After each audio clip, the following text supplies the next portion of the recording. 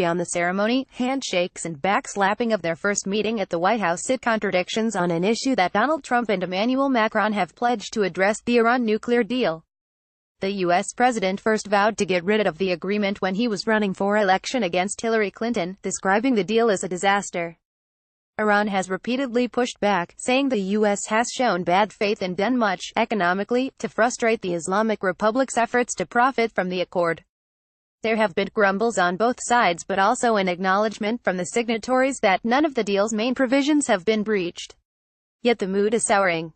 Mr. Macron, mirroring the views of many senior American officials, has urged Mr. Trump to honor what the U.S. signed up to, chiefly sanctions relief, whatever his personal objections. Despite the French leader's best hopes, that outcome no longer seems tenable. At the center of their push for a broader agreement is Iran's ballistic missile program, which is not covered by the existing accord.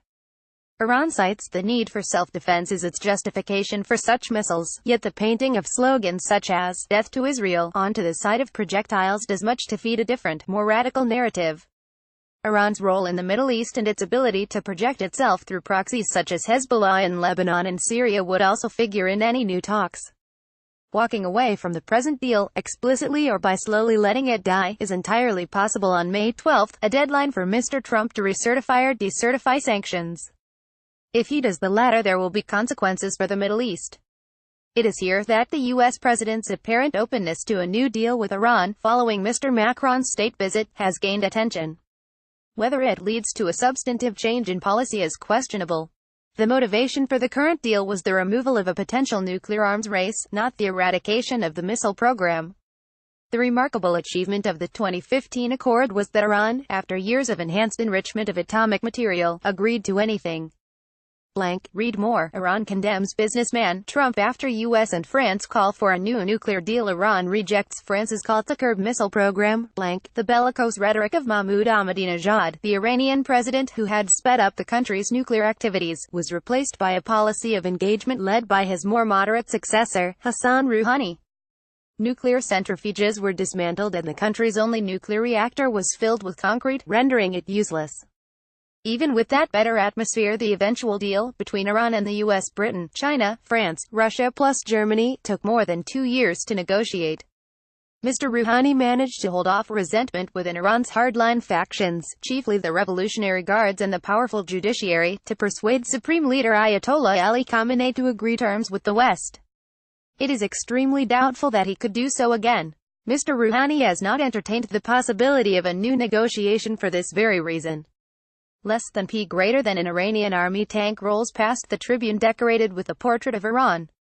It is the Revolutionary Guards who control the missile program, not Mr. Rouhani, yet even Iranian officials such as Foreign Minister Javad Zarif, the country's chief negotiator in 2015, are citing the possibility of restarting the nuclear work that stopped in January 2016, when the deal came into force. Iran has been heavily involved in the war in Syria through its need to maintain its supply route to Hezbollah, on Israel's border.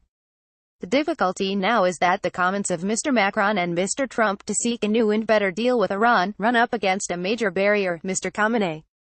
In Iran, all power in matters of policy lies with the supreme leader.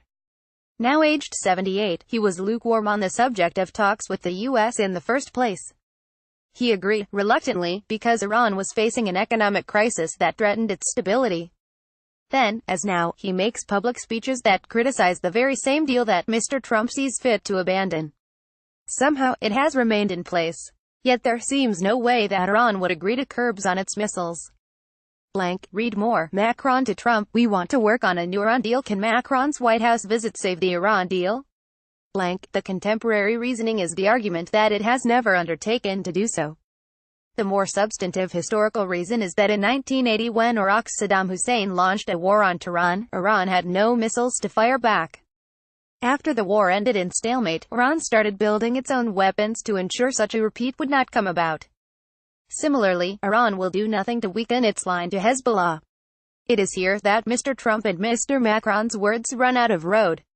Any negotiation depends on two sides, and Iran sees no need to start such a process.